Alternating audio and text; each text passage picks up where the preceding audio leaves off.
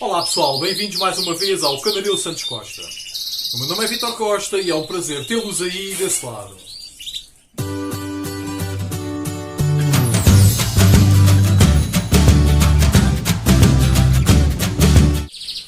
Hoje venho apresentar mais uma entrevista. O canal Canaril Santos Costa voou pela primeira vez até ao mundo dos agapornis rosicolis. Não percam esta entrevista dividida em duas partes. O criador não se escondeu às questões que foram feitas, muito pelo contrário, desenvolveu bastante e bem o tema sobre a criação e manutenção de agapornis rosicolis e penso que o resultado final é uma entrevista repleta de dicas e informações sobre a criação e manutenção desta espécie. Sem mais delongas, apresento o criador de agapornis rosicolis, Joel Vintena. Antes de mais, quero agradecer a tua disponibilidade para seres entrevistado aqui para o canal, caro amigo. Eu ia começar por pedir que te apresentasses, ou seja, que indicasses o teu nome, onde vives no momento e que tipo de aves crias. Assim, eu neste momento vivo em Barcelos, sou o Joel Vintena, tenho 32 anos e crio agapornis rosicolis. Ok. Lembras-te ainda da primeira ave que tiveste? Assim, a minha primeira ave deveria ter eu à volta de 10, 12 anos. Foi um casal de periquitos, não foi só uma, foram algumas. Foi um casal de periquitos, um casal de mandarins e penso que na altura seriam bengalins. Foram comprados no... Sim, foram comprados aqui numa drogariazita ao lado de casa. Eu era miúdo e então massacrava a cabeça aos meus pais que queria pássaros. Já tinhas a paixão da passarada.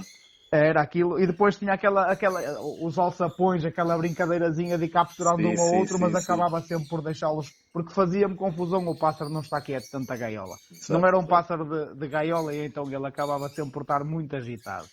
E na altura os meus pais, consoante as possibilidades deles, ofereciam-me um casal de periquitos, um casal de mandarins, passarinhos acessíveis, mas que já era o que eu queria ter, para ter ali na gaiola, e os periquitos na altura criaram, então fiquei super feliz. E foi aí que foi crescendo o vício. Nós às vezes esquecemos um bocadinho da magia que é na primeira vez que as aves criam nas nossas mãos, não é? É assim, eu esquecer, a mim nunca mais me vai esquecer que era um casal de periquitos de arco-íris e chegar ao ninho, aqueles ninhos de madeira, ele todo ressoado, todo torto, e com quatro bebés lá dentro, aquilo é incrível. Magia, são coisas magia. Nunca mais me vou esquecer daquele momento de abrir o ninho e ver o primeiro a nascer, ver o segundo. É coisas de miúdos na altura, mas ainda me lembro até hoje. Que marca uma pessoa enquanto criador, claro que sim. Sem dúvida. Claro que sim. Sem dúvida alguma. Pronto, tu referiste que neste momento crias rosicolas agapornis. Tu podes falar um bocadinho nas mutações que estás a tirar neste momento? Eu neste momento estou a criar as mutações em pálido face laranja, pálido face vermelha, arlequim, dominante em blue, face laranja e face vermelha. Também tenho lutinos face vermelha, lutinos face laranja. O que é que me está a faltar? Tenho canelas face laranja. Acho que já falei nos pálidos opalinos e pálidos de face. Em laranja e em vermelho. O que é que eu tenho mais? Tenho veluz. Tenho veluz em opalino, veluz em normal, veluz em pálido, veluz em canela e arlequim. E acho que não me está a faltar nenhuma. Acho que são as mutações. Eu praticamente tenho quase as mutações todas. Aí tenho aquas também. Estava-me aqui a faltar os aquas. Tenho aquasinos, aquas pálidos e acho que é só. E aquas opalinos. Okay. Eu gosto de ter assim, porquê? Porque assim, eu gosto de avaliar um bom pássaro. Então, para avaliarmos um bom pássaro e termos noção se o pássaro é bom ou não, temos que os ter cá. Exatamente. Ou seja, é um bocadinho como costumam fazer os juízes. Eu tenho falado aqui com alguns juízes e eles são os primeiros a referir. Para nós formos um juiz de canários de cor, por exemplo, é importante nós já termos criado grande parte das raças para conhecermos, para entendermos, para conseguirmos perceber a ave e a raça quando nos deparamos com a mesma. É um bocadinho por aí, não é? Sim, porque nós vemos uma ave numa exposição e o comportamento daquela ave na exposição não é a mesma coisa que nós vemos em nossa casa. Exatamente. Por exemplo, eu acho um verde ancestral, uma ave relativamente calma no sexo masculino, mas no sexo feminino não o é. Então nós temos que ter essa pequena noção de que, se calhar para as exposições, o melhor é levar um macho e desta mutação e daquela não levar fêmea. Porque há mutações que as aves são mais calmas. Eu isso noto cá em casa. E então, falando nas mutações, diz-me uma coisa, dessas mutações que referiste, quais são aquelas que mais dificuldades colocam na altura da criação?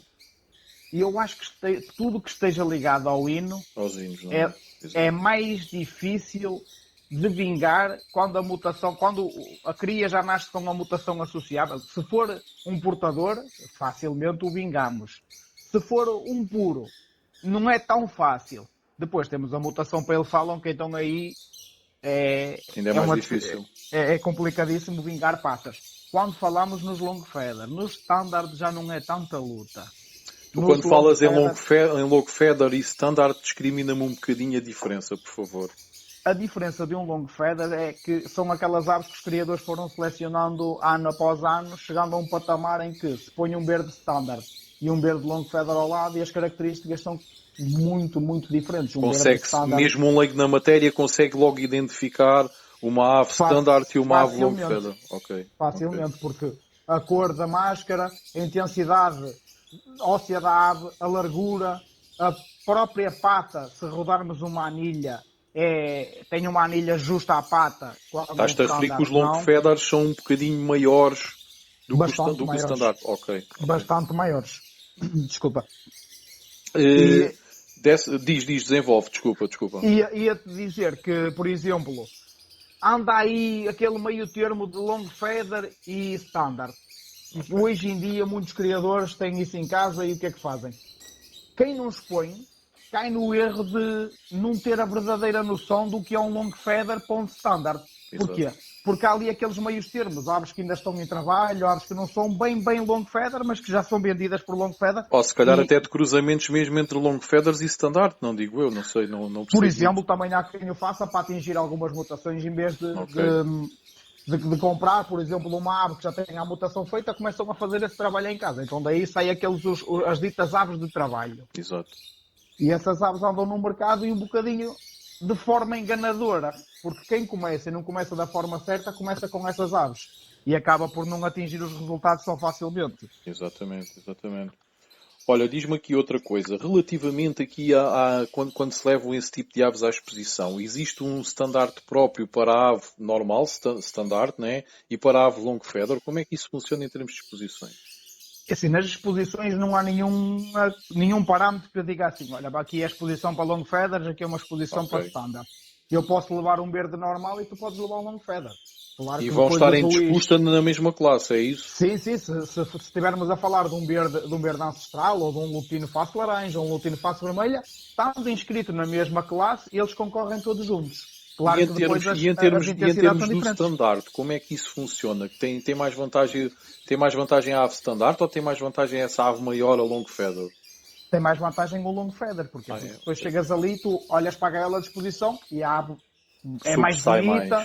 Está na gaiola, por exemplo, um standard, um H-Form standard é muito mais agitado por natureza. A ave é mais irrequieta.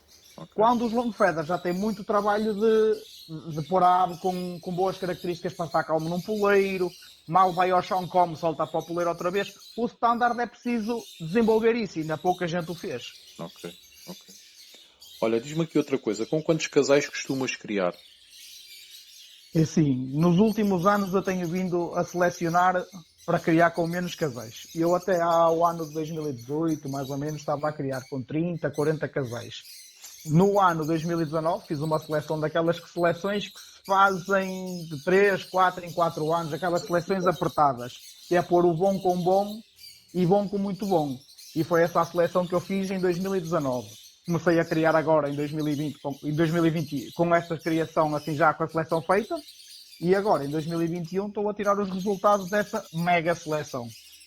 Então reduziste então para cerca dos 30 casais, é isso? Neste momento devo ter perto de 25, 30 casais, mais ou menos. Ok.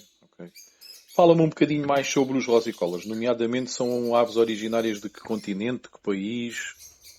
Assim, aquilo é uma ave africana. Ok. Cá em Portugal já estão integrados nas nossas criações já há bastantes anos. Não sei precisar ao certo há quanto tempo, mas sei que eles foram descobertos no país deles em 1800 e qualquer coisa. Agora, cá adaptaram-se muito bem porque o nosso clima de setembro para a frente é o que eles estão impecáveis para criar.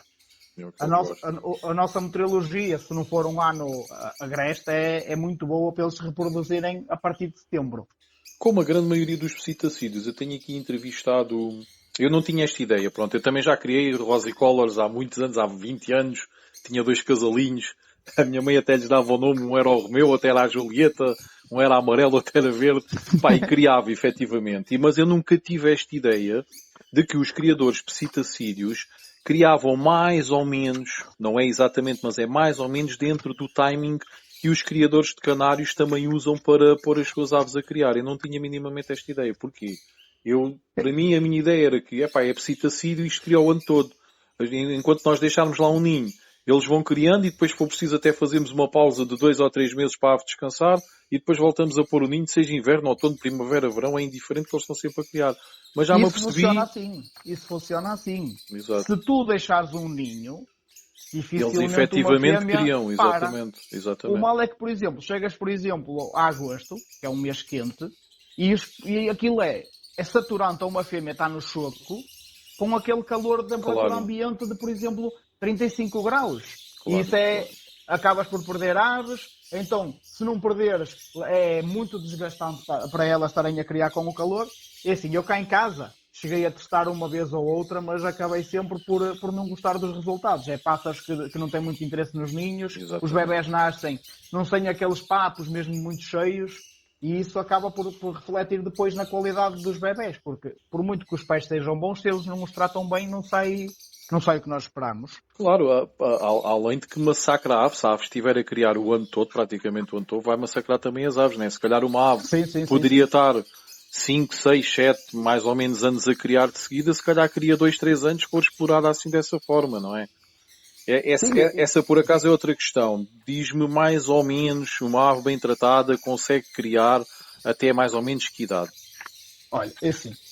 Uma fêmea eu não abuso muito mais além dos 5, 6 anos, porque depois, a minha opinião de criador, não é muito correto estarmos a explorar a fêmea mais que aquilo. Porque se ela puser 2, 3 posturas por ano de 5, 6 ovos, ela ao fim de 5, 6 anos está muito desgastada. Então, o ideal nessa ave, eu aqui há uns anos não tinha isso, mas este ano fiz isso. Tenho uma voadeira que vai ser vai ser o meu lar. O lar de idosos. A pré-reforma, exatamente.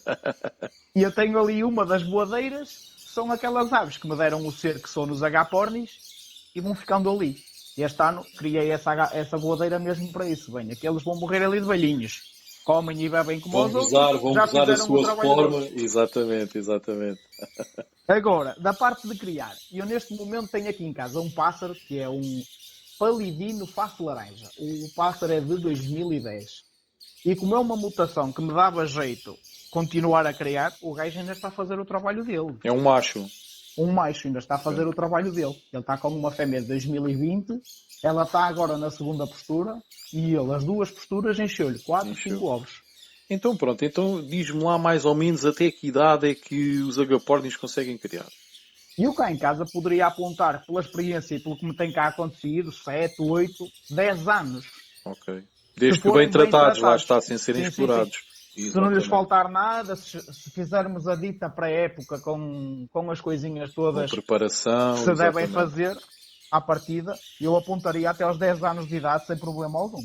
E começam a criar mais ou menos a partir de que idade? É assim, a época reprodutiva, a idade reprodutiva de um agaporni é um bocadinho ingrato dizer que é, olha, um ano e meio, porque eu tenho fêmeas que atingem a maturidade sexual a 1 ano e meio, mas tenho fêmeas que aos 8 meses estão sozinhas nas voadeiras a pôr ovos. E eu normalmente cá em casa só os ponho a criar aos 12 meses. Tenho criadores amigos que me dizem, mas ponho a criar mais cedo, que é melhor para as fêmeas. Eu não o faço. Eu prefiro que ela me acabe por pôr ovos na voadeira do que estar a criar com uma ave que não tem experiência. Claro, porque para além dela, ela está a pôr ovos, mas a experiência não a tem. Pode deixar morrer as crias a posteriori e pode não fazer um bom show, que é por aí, não é? Depois a parte de não ter aquela experiência de ainda ser imatura, o que é que faz? Fêmeas que partem os ovos, e depois isso acompanha na idade reprodutiva, porque se começou mal, é aquilo que ela leva para o futuro. Exatamente. É a minha opinião, que eu tenho-me apercebido que acontece. Quando fomos a criar muito cedo, aquela ave vai atingir uma maturidade assim um bocadinho fraca. Acaba por ficar imatura sempre, não é? Porque leva com esses defeitos para o resto da sua vida de criação. É um bocado por aí. Exatamente. É mesmo isso. E então eu aqui em casa ponho a criar tudo com 1 ano de idade a passar. Os machos é a mesma coisa. Independentemente também se os machos também aos 8 meses já conseguem fertilizar ovos ou não. Fertilizam garantidamente. Eu tenho machos de ir a galar as fêmeas e os machos com 6 meses. Eles galam as fêmeas. Mas eu não os ponho a criar. Eles criam 6, 7 meses já galam. Diz-me outra coisa. Diz, desculpa. Quando são aves com muito porte, tens exatamente o contrário. Aves que te galam mal, mesmo que tenham a idade, por norma os long feather, quando são muito grandes, temos que fazer ali os ditos truques de criador, de aparar a plumagem, ao macho e à fêmea, para eles acopularem sem grandes problemas e mesmo assim sujeitas-te a ter 5 ovos, 2 galados. Mas é dentro disso. Ok. Relativamente aos machos, os machos costumam ajudar as fêmeas na criação dos filhotes, a chocar os ovos ou nem por isso? Na parte do choque é a fêmea que o faz. Na parte de criar, o macho transporta, enquanto os bebés são pequenos, o macho leva comida para a fêmea e a fêmea dá aos bebés. Um bocadinho como as caturras. Ok. Mais ou menos. A caturra faz choco partilhado. O H-porni não. O H-porni, que eu me tenho apercebido até ao dia 2, quem faz choco é sempre a fêmea. Depois, ele leva tudo até aos primeiros dias, estamos a falar ali 5, 6, e depois já começas a ver os dois cá por fora a transportar comida para o ninho. Ok. É uma espécie que, por norma, necessita de muito espaço ou nem por isso? É sim, eu sou apologista de gaiolas grandes. Eles não necessitam de muito espaço porque, infelizmente, hoje em dia o H-porni é a ave da moda e qualquer pessoa tem um H-porni em casa e o bichinho adapta-se a qualquer tipo de gaiola, sendo o mínimo aceitável. Eu cá em casa uso gaiolas de criação, tento sempre que sejam o maior que eu consiga cá ter. Eu, neste momento estou a criar com gaiolas de 75 cm de comprimento por 50 de diâmetro. É o que eu uso para a criação. Fora da criação, tenho-os praticamente sempre nas gaiolas, nas voadeiras, de 2,5 metros de comprido, por 2,5 de alto, 1 de largo. Essas voadeiras têm uma saída posterior e depois tenho cá fora as voadeiras de 3 metros para eles apanharem a chuva, o sol e estarem cá fora ao tempo. Ou seja, acabam por ficar em colónia nessas voadeiras, é isso? Sim, os reprodutores e os novos. Os novos, logo aos 3, 4 meses, eu faço o desmame nas gaiolas de criação. Uso a mesma gaiola de criação, não é a mesma, mas é igual à de criação. Tiro-os dos pais, passo para uma gaiola igual. Porque eles de novos precisam de estar ali assim numa gaiola que não seja muito grande, porque assim, eles de novos são malucos, são miúdos. Então, claro, é um bocadinho como aos canários. Os canários é igual, antes de colocar nas voadeiras grandes, mete-se numa voadeira um pouco mais pequenina, parecida minimamente à gaiola de criação. É isso mesmo, é isso mesmo. Porque eles depois desgastam-se muito.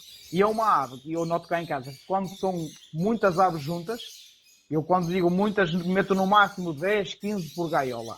Se for mais que isso, vai haver algum que vai ficar para trás. Se for menos do que isso, menos que 10, por exemplo, há sempre ali aquela coisa de haver um que fica para trás porque não vê os outros a comer. Exatamente. Comedouros carregados de comida que às vezes dizem assim, ei pá, mas isso dá para ir para 2 semanas, mas para eles tem que ser. Enquanto aquele primeiro mês de desmame é complicadíssimo, os gays não se irem abaixo. São loucos. É só brincadeira, voar para um lado e para o outro feitos malucos. Depois, a partir dos 4, 5 meses, passo para as voadeiras grandes e ficam lá até a idade de reproduzir. Ok. Olha, é uma espécie difícil de criar, tanto a raça standard como a raça long feather, ou não?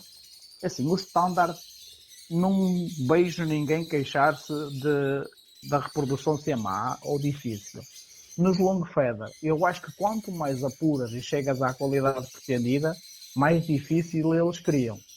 Porquê? Porque depois chegas a tamanhos de aves que ou as fêmeas encravam ovos porque são muito grandes, ou põem ovos muito grandes, os machos já não galam porque são enormes e a fêmea não o deixa galar. Acabas por pesados, exatamente. Acabas por ter ali um meio termo que se calhar era o ideal para eles criarem bem, mas se quiseres partir porque é muito bom, não vais ter tanto sucesso na quantidade de aves, mas quando saem bons. E tu normalmente o que é que fazes? Tu usas amas, não usas amas nos long feathers? Eu não uso amas, eu faço sempre a criação direta. Okay. Porque assim, as amas implica ter aves que nós não queremos, mas não necessitamos, a não ser só para criar. Fazer deles máquinas, eu isso não gosto. Então, eu prefiro tirar menos aves, e selecionar os que me criam melhor. Então, olha, esta mãe queria-me muito bem, vou experimentar ver se os filhos vão ser iguais. Exatamente. Porque normalmente os filhos recebem a informação dos pais. Então, a informação genética, seja para o bom ou para o mal, exatamente. Se for uma ave que rebente com os filhos todos, que arranque penas, normalmente os filhos vão fazer o mesmo. Exato. E eu normalmente tenho essa experiência que me acontece isso. As fêmeas que depenam, os filhos a seguir depenam também. E então eu tento sempre selecionar os que criam bem, sempre à frente, para os filhos também. Claro, claro. Diz-me outra coisa, é uma espécie sensível a doenças? Eu acho que se nós tivermos os princípios básicos de higiene, água, comida sempre limpa, a própria instalação e a gaiola limpa, não posso dizer que seja uma ave frágil. Às vezes temos um ou outro que se vai um bocadinho abaixo, mas não é uma ave frágil. Não considero uma ave frágil. Ok.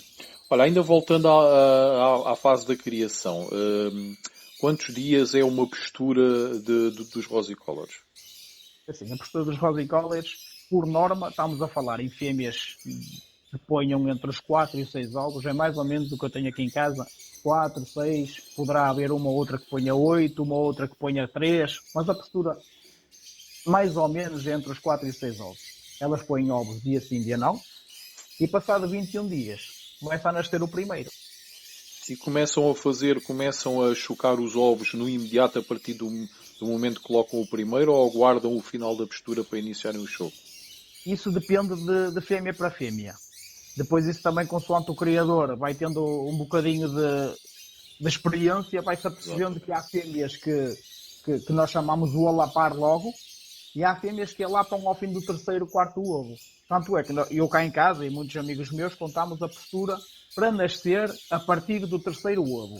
O método que nós usamos é, ela ao fim do terceiro ovo, nós contamos 21 dias. Ela pôs o terceiro ovo, 21 dias depois vamos ver, já tem lá um bebê, por norma. E tu não separas os ovos, ou separas? Não. Eu deixo nascer consoante ela os põe. Ok. Porque isso também é importante que a ave não receba 5 bebés todos ao mesmo tempo. Ok. Porque se ela hoje nasce um, amanhã nasce outro, passado nasce outro, e ela vai recebendo, vai conseguindo alimentar. Vais ter ali, por exemplo, do primeiro para o quinto ovo uma diferença de 10 dias, mas depois disso o que é que eu faço cá em casa, quando isso acontece? Eu tento sempre ter os casais no máximo com 3, 4 filhos. Tento pôr, por exemplo, um verde num casal de azuis, tenho etiquetas por fora no ninho e ponho um bebê da gaiola 20, ponho aqui neste ninho. A seguir vou a um ninho de verdes, meto lá um bebê do azul e ponho um azul. Ou seja, usas uma cor ou uma mutação diferente para não haver confusão depois, para pensares que a cria é desse ninho e não do ninho de onde tu tiraste, é isso? Sim, e aponto tudo. Okay. Mal arrilhado, mesmo que eu saiba que ali naquele ninho tem um verde, os 2 bebés que estão lá é azul, e tem um verde da gaiola X. Eu mesmo mal anilhado ponho anilha 54 é da gaiola 20. Okay. E assim não falha mesmo nada. E tento sempre ter no máximo 3, 4 bebés por ninho. Mais que isso, acaba por ser um bocadinho desgastante para o próprio casal transportar comida para trás. Claro. Essa é uma vantagem que os criadores dos citacídeos têm, ou seja, como os ninhos são caixas relativamente grandes, conseguem deixar os ovos e fazer com que as crias nasçam uma num dia, outra no outro. Isso nos canários era completamente impossível. Como nós usamos aqueles ninhos de meia concha, basta haver ali 2 dias de diferença dos irmãos mais velhos para os irmãos mais novos, que os mais novos são pisados e acabam por morrer logo automaticamente. E nós nos agapornis, se não os tirarmos, dificilmente safas o último bebê.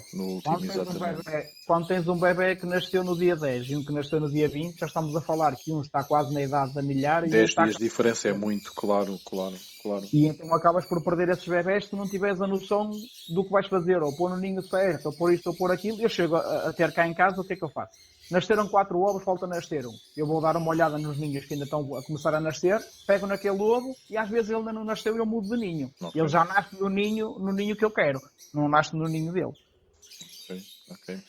Olha, é uma espécie sujeita a registro no CITES ou nem por isso? Os rosicollis não, mas dentro dos agapornis existe mais espécies que sim, todas as outras são necessárias. Estás-te a referir aqui aos personatas, ficheris? Personatas, ficheris, canos, tarantas, lilianais, todas elas necessitam de CITES. Relativamente, antigamente via-se muito e via-se aí muita malta a enganar quem comprava, ou seja, aquelas mestiçagens de misturarem rosicolors com personatas e por aí fora. Isso ainda se vê muito hoje em dia ou nem por isso? É assim, já se vê menos, mas infelizmente ainda se vê. E eu acho que é preciso consciencializar as pessoas que é preferível não criar do que fazer aquela mistura. Exatamente. E ainda há gente que depois de ver que aquilo está a correr mal e ser alertado ainda o faz. Hoje em dia o Facebook ainda se vê bastante peças à venda. Claro que alguns criadores com experiência não perdoam. É logo. Claro. E com razão. Essas aves são férteis ou nem por isso? São inférteis. São inférteis. Pois, ainda para mais. É que nem se consegue fazer nada com essas aves. O rosicol é infértil. Se for, por exemplo, um cruzamento entre um Fischer e um Personata, ou os da anela ocular, esses são férteis, são híbridos na mesma, mas são férteis. Ok. Qualquer das maneiras perdem o seu valor, não é?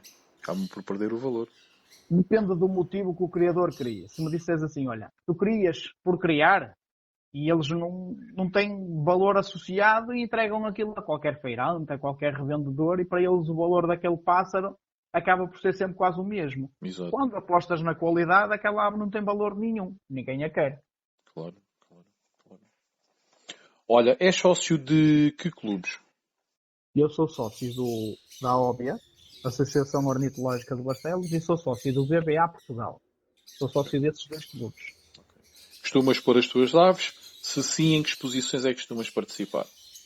É assim, sempre que tenho disponibilidade, eu às do meu clube tento sempre não faltar. Às do meu clube, acho que desde que sou sócio, faltei a de uma ou 2, é mesmo por falta de disponibilidade. Essas aí eu tento sempre participar. Em 2017 participei no Campeonato Nacional a primeira vez. Fui campeão nacional com verdes face vermelha e fiz segundo lugar nos lutinos face laranja. E depois assim, um bocadinho vi isto a andar para a frente e a ter... As exposições têm uma importância muito grande na vida de um criador. Sem dúvida.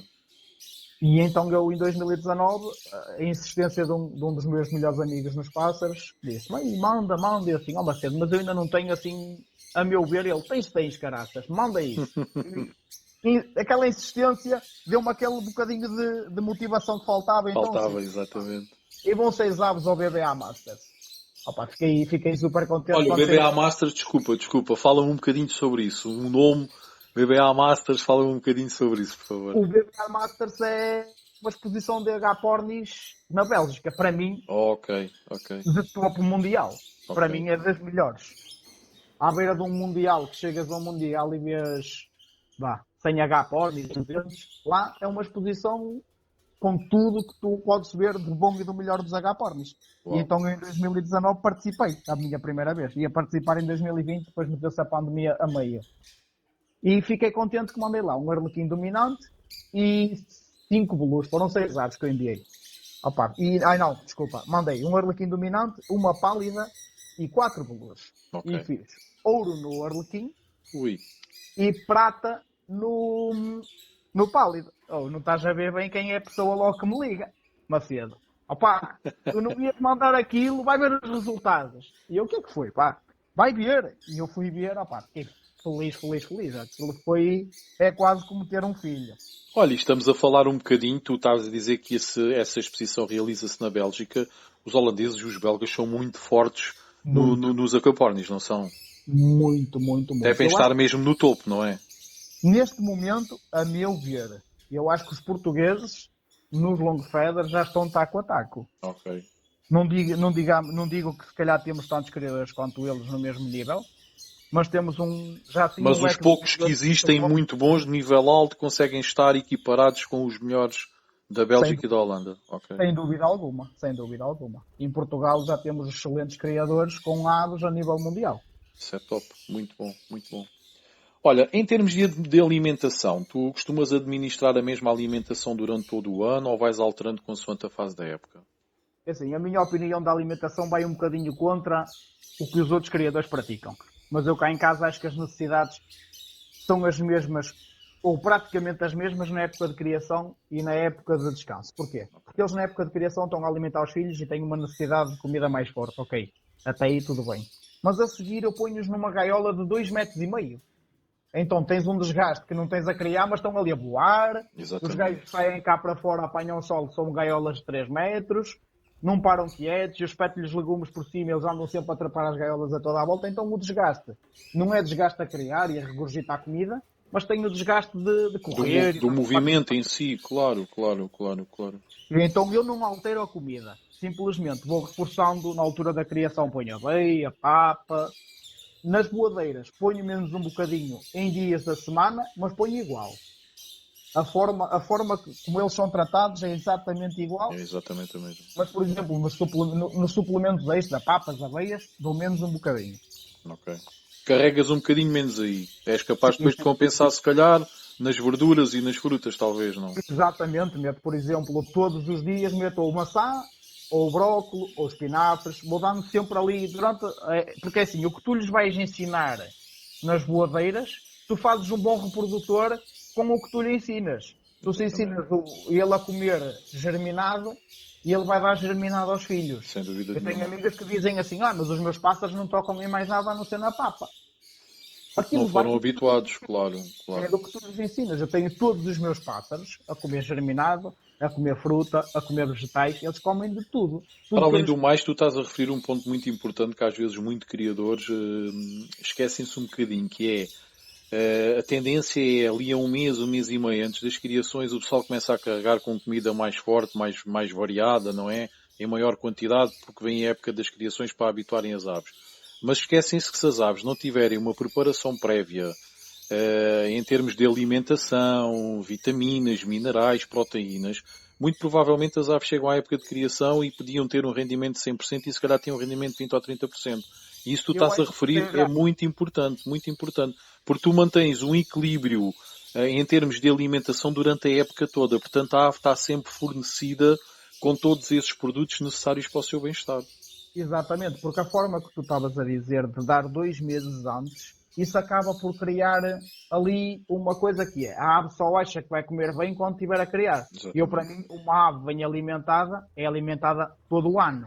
Não digo na mesma quantidade, porque se calhar não vais pôr uma tigela com papa todos os dias ou uma ave que não está a criar, mas então, se queres que eles comam papa... Mas tem que ter o mesmo tipo de alimento, pode não ser na mesma quantidade, mas o alimento tem que ser muito igual ou muito parecido, não é? É porque assim não tens alterações de dizer assim, olha, isto é uma novidade. Exatamente. Quando a ave vai criar, aquilo é uma continuidade. Tem ali a comida e a papa como se fosse estar na boadeira, em mais quantidade, de fácil acesso, mas é diferente que tu estás a fazer, por exemplo, olha, este mês que não vou criar nem vou fazer nada, só vão comer sementes. Claro. Para mim, isso não é correto. Não é equilibrado, acaba por não ser uma alimentação equilibrada, claro.